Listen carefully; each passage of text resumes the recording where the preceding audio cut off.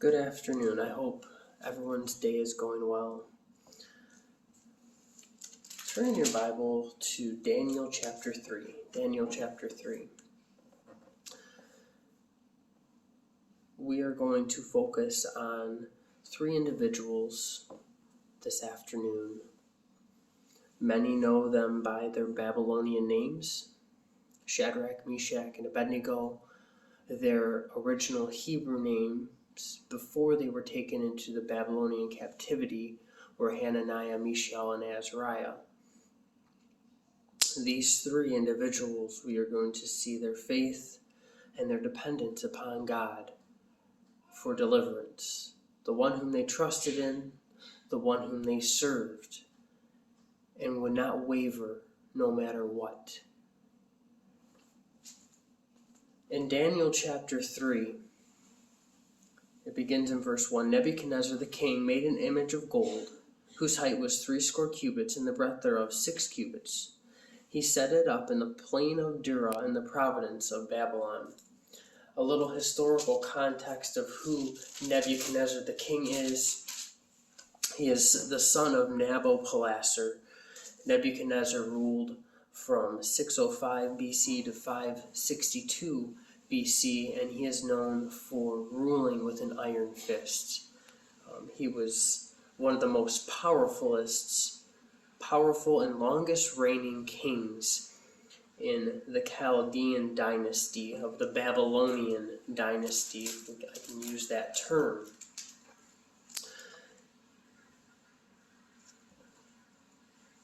Nebuchadnezzar has gotten it into his mind, and he is also known for his architecture.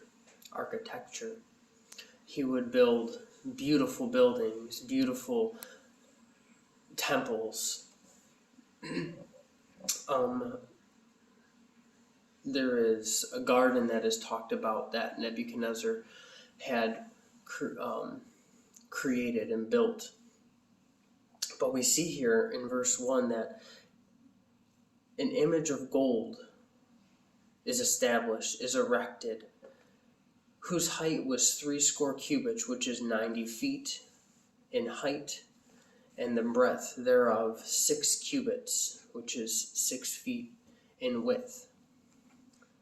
Quite the spectacle here in the province of Babylon. And Nebuchadnezzar will continue reading to see what he then there does after he has this image erected. Then Nebuchadnezzar the king sent together the princes, the governors, and the captains, the judges, the treasurers, the counselors, the sheriffs, and all the rulers of the provinces to come to the dedication of the image which Nebuchadnezzar the king had set up. Then the princes, the governors, and the captains, the judges, the treasurers, the counselors, the sheriffs, and all the rulers of the provinces were gathered together unto the dedication of the image that Nebuchadnezzar the king had set up.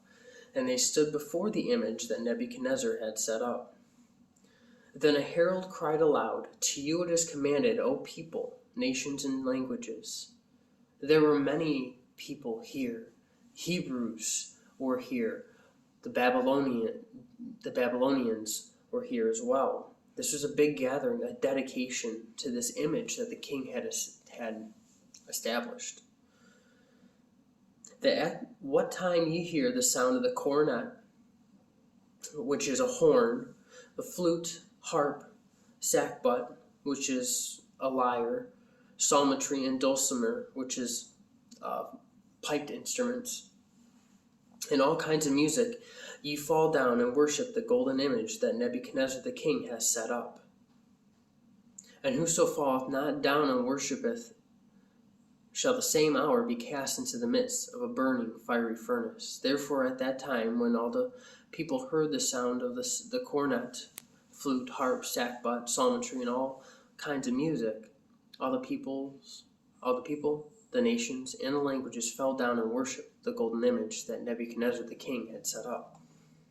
A decree has gone out with this, a command has gone out with this image as well, that at the time, and it's being announced by this herald, that when this music is played, that everyone here is to essentially go prostrate and to worship this image. They are to,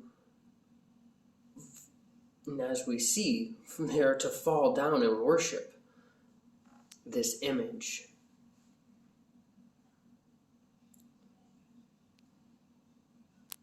Are the three individuals, the three Hebrews who we had mentioned. They will not. Hananiah, Mishael, and Azariah serve the living Lord God. They would not defile themselves. They trusted in the Lord. They were faithful to the Lord. So when this decree would go out, I don't think it was quite hard for them to not do anything, because they were that faithful to the Lord. Whereas we see everyone here in verse 7 is falling down and worshiping. But let's continue reading in verse 8. Wherefore at that time certain Chaldeans came near and accused the Jews. They spake and said to the king Nebuchadnezzar, O king, live forever.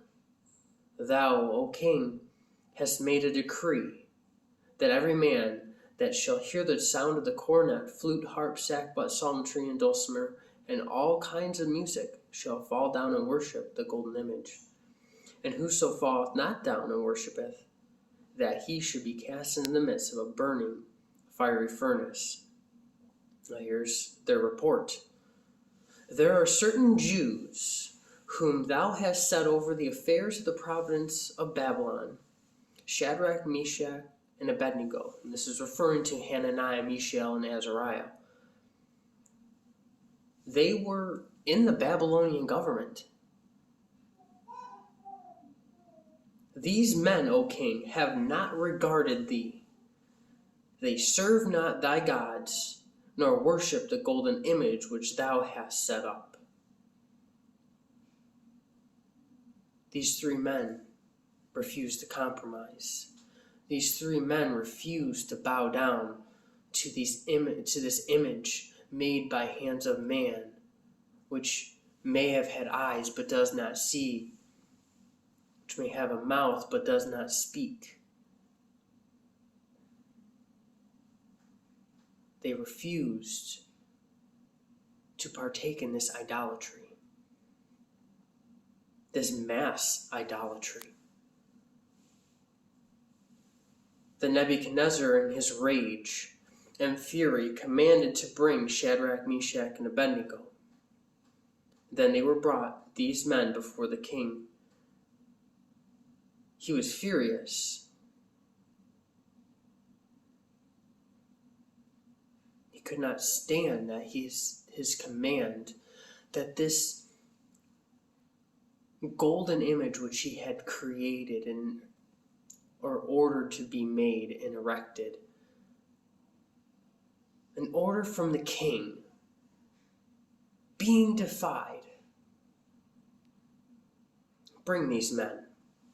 We see that Hananiah, Mishael, and Azariah are brought before the king. And here in verse 14, Nebuchadnezzar spake and said unto them, Is it true, O Shadrach, Meshach, and Abed-nego,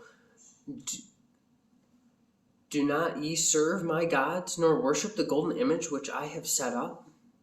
Now if ye be ready, that at what time ye hear the sound of the cornet, flute, harp, sackbut, psaltery, and the dulcimer, and all kinds of music, ye fall down and worship the image which I have made. Wow.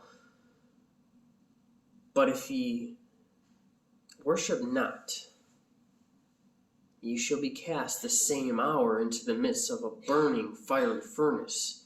And who is that God that shall deliver you out of my hands? Nebuchadnezzar's almost giving them a second chance. Like, okay, maybe you didn't hear it the first time. Maybe you guys are just slow. So he repeats this, but he also makes a mockery out of the living Lord God. the one who made heaven and earth, the one who sustains all things, the one who sets up and removes kings, a sovereign God over all. And Nebuchadnezzar says, "Who is that God that shall deliver you out of my hands?" A question. Who? Who? Don't you see how great I am?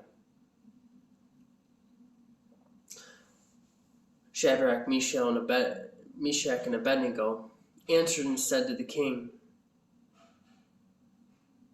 "O Nebuchadnezzar, we are not careful to answer thee in this matter."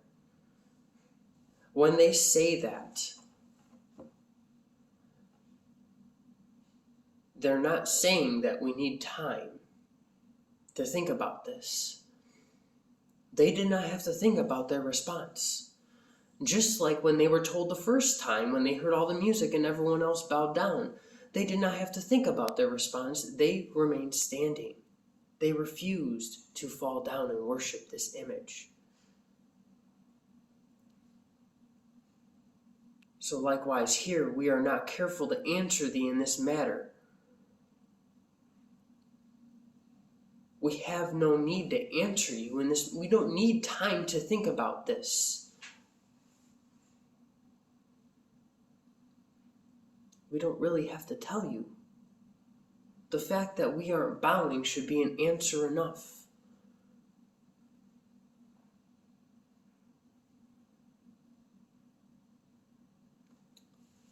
These individuals do not protest, they don't plead, they don't make excuses, they don't try to reason with the king in regards to this image and the illicit worship of it. They respond respectfully.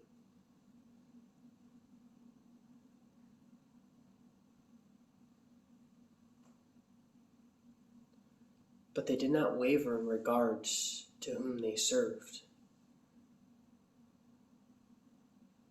They depended upon the Lord, that no matter what would come after this defiance of something that the Lord hates, something that is a sin,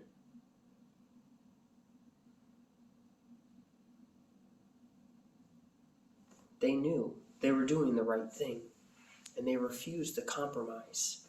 They trusted in the Lord completely and in His will, in Him for deliverance, whatever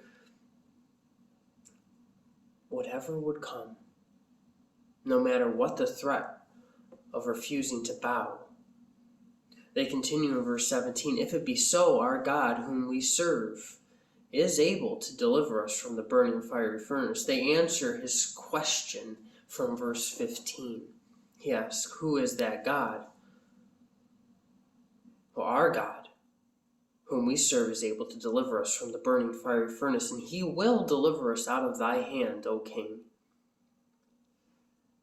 But if not, be it known unto thee, O king, that we will not serve thy gods, nor worship the golden image which thou hast set up. Hananiah, Mishael, and Azariah, they had confidence. Their faith was grounded in the Lord. They knew that He would deliver them. Whether that deliverance was from the fiery furnace or if it was not, either way they would be delivered out of the king's hand. If the Lord delivered them from the fiery furnace, He would also deliver them out of the king's hand. But if they perished in the fiery furnace, they would still yet be delivered out of the king's hand, delivered out of this earth. Either way, as we see in verse 18, no matter what, come what may, our God, whom we serve, because we serve Him, we will not serve your gods. We will not worship this golden image which you have set up.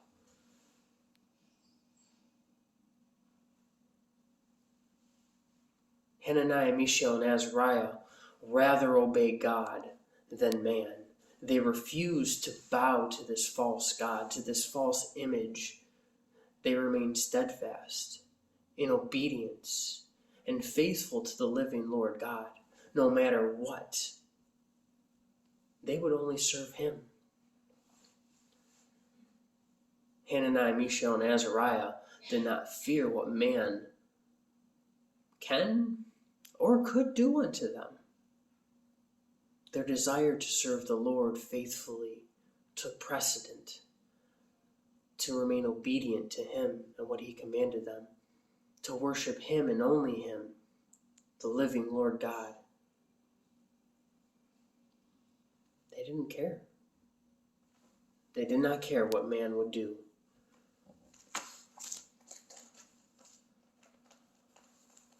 Turn to Psalm chapter 27. Psalm chapter 27. Hold your place in Daniel 3.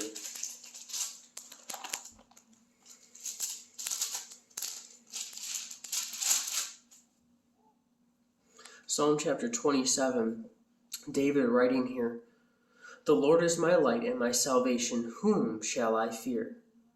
The Lord is the strength of my life. Of whom shall I be afraid?" The Lord is over all.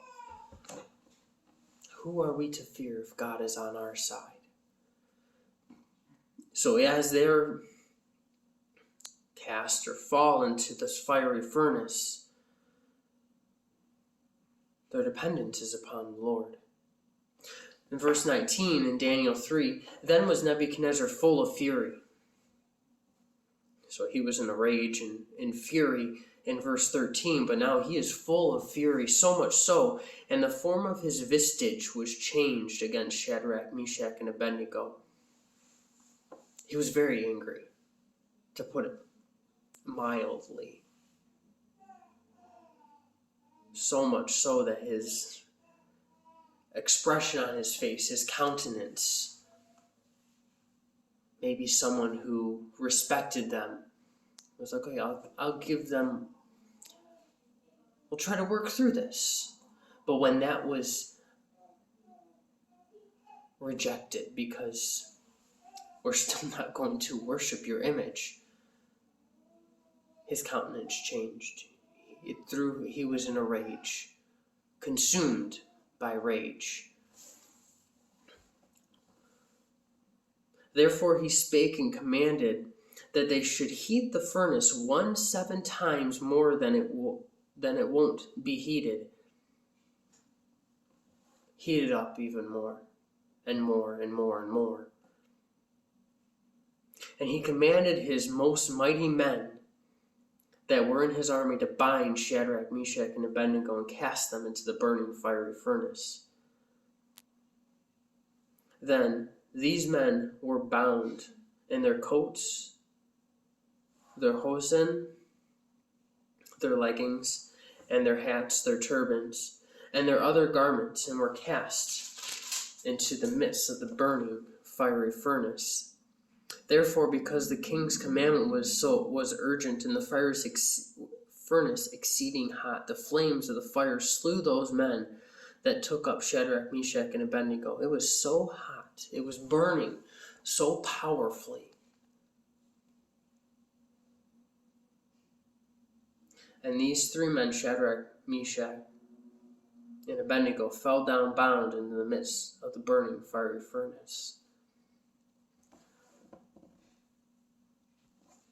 Even amidst all that, they didn't protest. They didn't, wait, hold on, we changed our minds. No, they did not waver. They continued to remain steadfast and faithful and trusted in the Lord and refused to bow to this image.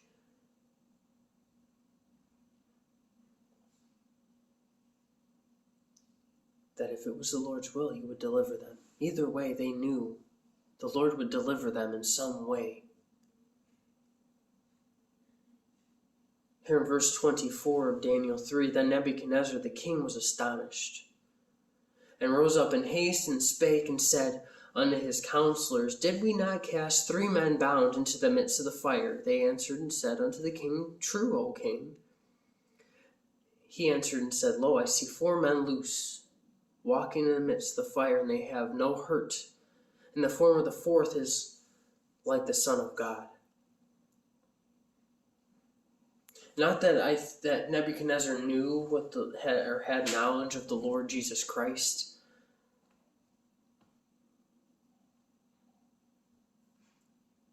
but a form of deity is what I believe Nebuchadnezzar perceived it as. And we know that Hananiah, Mishael, and Azariah served no other than the living Lord God. We can only take from this that it was either a pre-incarnate appearing of the Lord Jesus Christ, who he himself was in the fiery furnace with these 3, who is often in the Old Testament appeared as the angel of the Lord, sent by God to protect Hananiah, Mishael, and Azariah.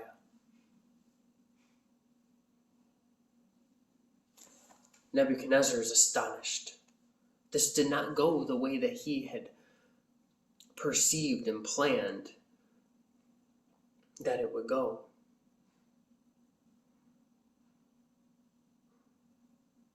But as I said before, these 3 men remained faithful to the Lord, obedient to the Lord, served the Lord, would not defile themselves, would not worship this false image. Then Nebuchadnezzar came near to the mouth of the burning fire furnace and spake and said, Shadrach, Meshach, and Abed-nego, ye servants of the Most High God, come forth and come hither. Then Shadrach, Meshach, and Abed-nego came forth of the midst of fire. And the princes, governors, and captains, the kings, counselors, being gathered together, saw these men, upon whose bodies the fire had no power, had no effect, nor was a hair on their head singed, neither were their coats changed, nor the smell of fire had passed on them.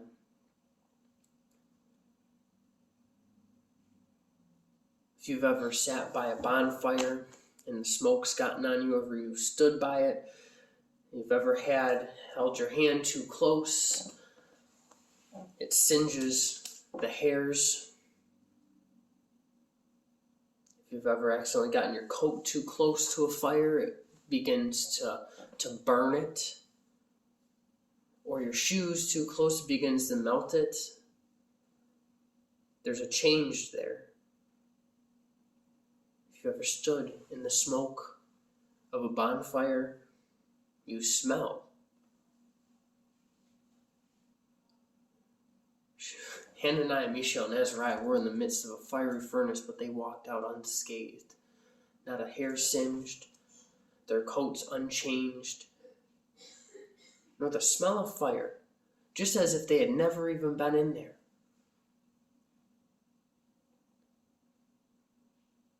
The hand of God was upon them, because they were faithful to Him. They sought His will. They trusted in Him alone. That no matter what, that their God had the power to do such a thing. And we see He did. He delivered them from this fiery furnace. And even if they had perished in the fiery furnace, it would have been the same power of deliverance. Then Nebuchadnezzar spake and said, Blessed be the God of Shadrach, Meshach, and Abed-nego, who hath sent his angel, and delivered his servants that trusted in him, and have changed the king's word, and yielded their bodies, that they might not serve nor worship any god except their own God. Nebuchadnezzar could see Hananiah, Mishael, and Azariah, their witnesses, their testimony of the Lord God, whom they served, whom they would always serve. Their faith was shown. Nebuchadnezzar could see this.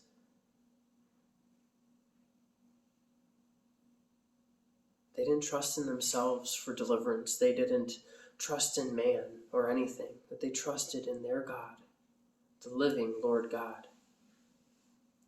They would not move.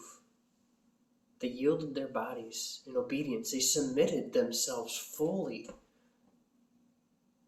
This is how close and intimate of a relationship these three individuals individually had with the Lord.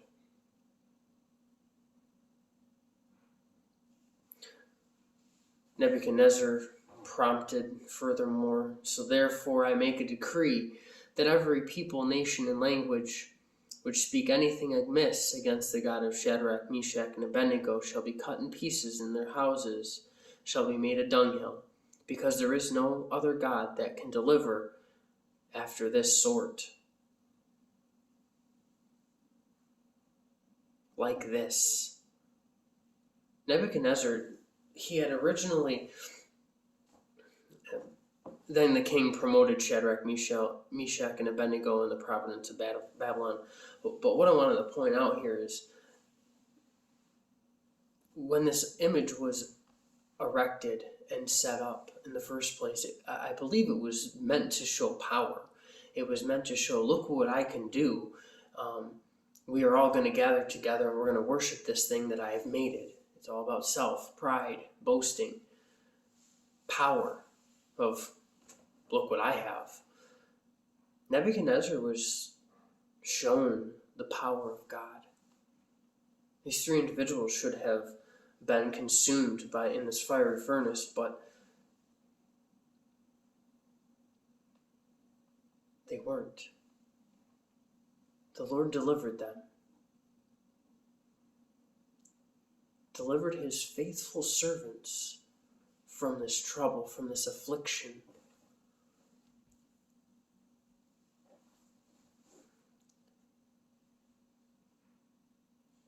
Our God is a powerful, sovereign, mighty deliverer who can deliver us and does deliver us out of all situations, whether we see it at that moment or not.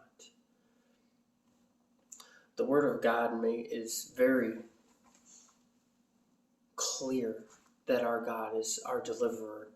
We see, and we're going to turn our focus over to David very quickly. David, in all of his troubles, here in Psalm, he declares these things, that the Lord is his deliverance, that David trusted in the Lord for his deliverance and saw that deliverance in his life. Just as we see with Hananiah, Mishael, and Azariah.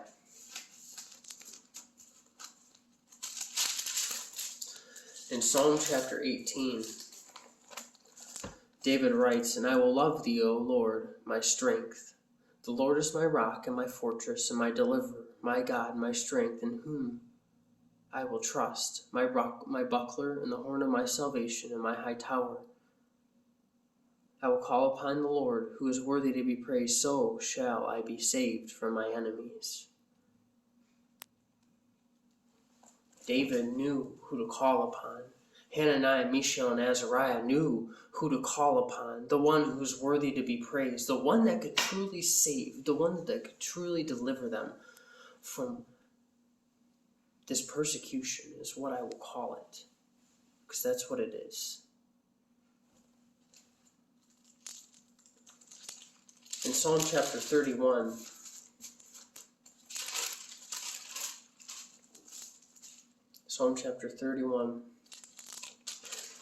verse 15, "My times are in thy hand. Deliver me from the hand of mine enemies, and from them that persecute me." In Psalm chapter 34:19, "Many are the afflictions of the righteous, but the Lord delivereth him out of all of them."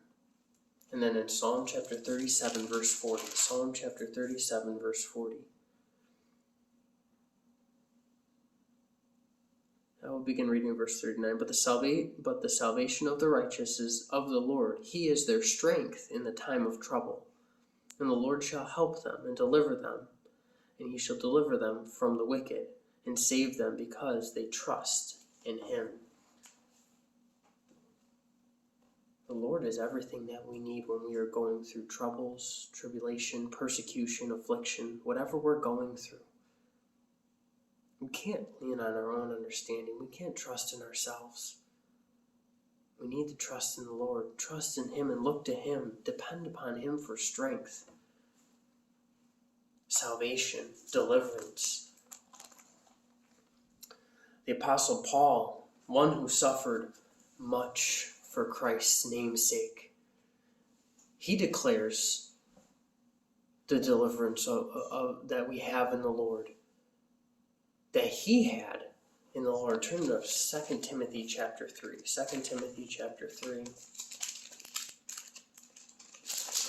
There are so many things that we could look at in the life of Paul, of what he went through. But in 2 Timothy chapter 3,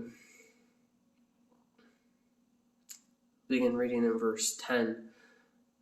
But thou hast fully known my doctrine, manner of life, purpose, faith, long-suffering, charity, patience.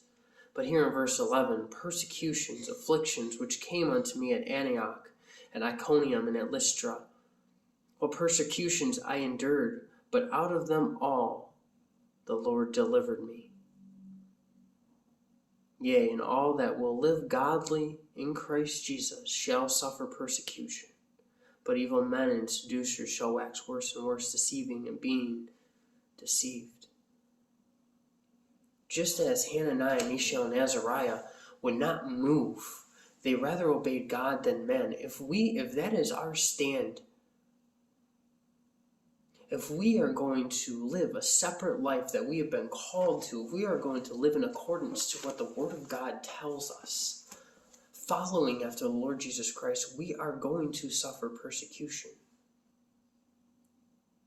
at some point.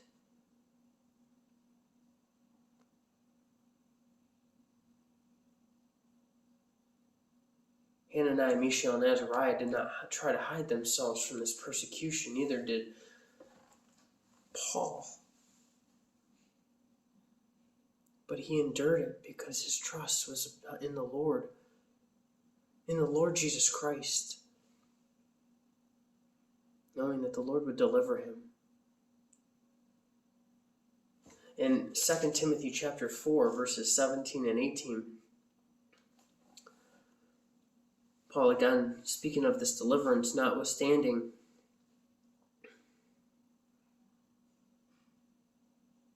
the Lord stood with me. Let's actually back up.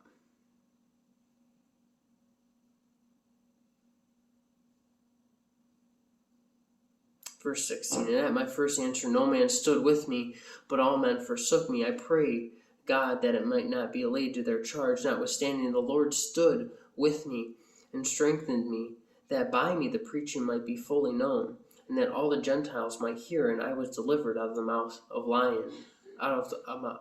mouth of the lion. And the Lord shall deliver me from every evil work, and will preserve me unto his heavenly kingdom, to whom be glory forever and ever. Amen.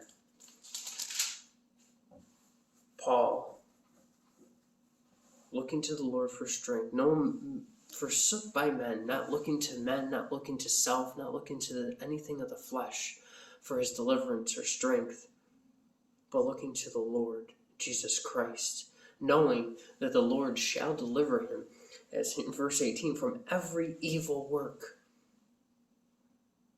And he was preserved, he was kept sealed.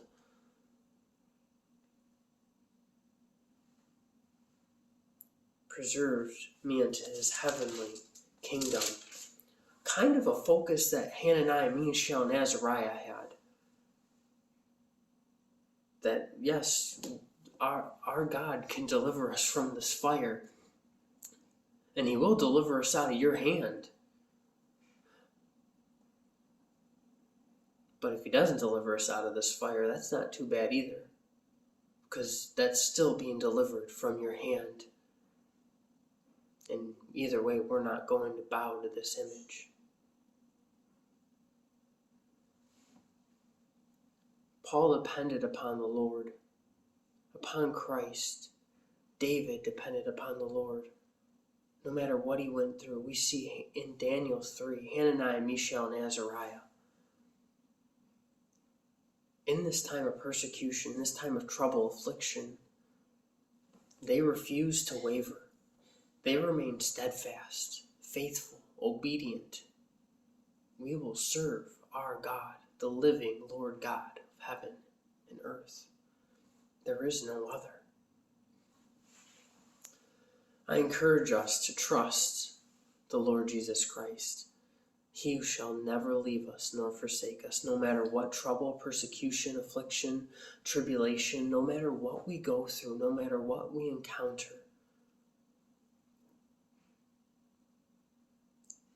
If we do face trouble and persecutions and afflictions and things for Christ's name's sake,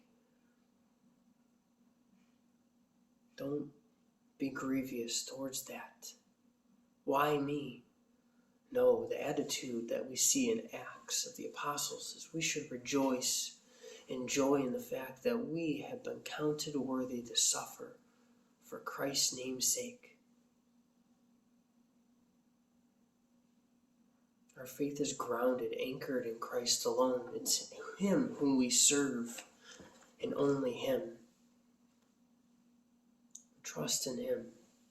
He shall deliver us. We will end with Romans chapter 8. Romans chapter 8.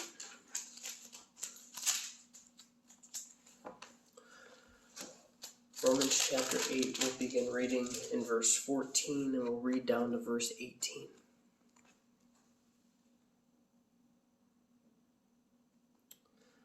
For as many as are led by the Spirit of God, they are the sons of God. For ye have not received the spirit of bondage again to fear, but ye have received the spirit of adoption, whereby we cry, Abba, Father. We've been adopted. We have a heavenly Father that we can cry unto, that we can call unto in times of affliction, persecution, and distress. No matter what we're going through, we can cry to Him. He hears us, crying for that deliverance. The Spirit itself beareth witness with our spirit that we are the children of God, and if children, then heirs, heirs of God, and joint heirs with Christ, if so be that we suffer with Him, that we may be also glorified together. The verse I really wanted to end with, in verse 18. Paul here writing, For I reckon that the sufferings of this present time are not worthy to be compared with the glory which shall be revealed in us. No matter what we go through, no matter what Hananiah, Mishael, and Azariah went through, those sufferings of that present time are what we shall see here in our time, if we ever do, or if we are going through persecution and troubles and afflictions for Christ's name's sake. Those things are not worthy to be compared with the glory to come. Heavenly things. Our eyes are not set here on earth. Our affections ought to be looking for our heavenly home. Better things. So much better things in Christ Jesus. I encourage you to trust in the Lord. Look to Him. Remain steadfast. Look to Him for your deliverance in all times. Have a good evening.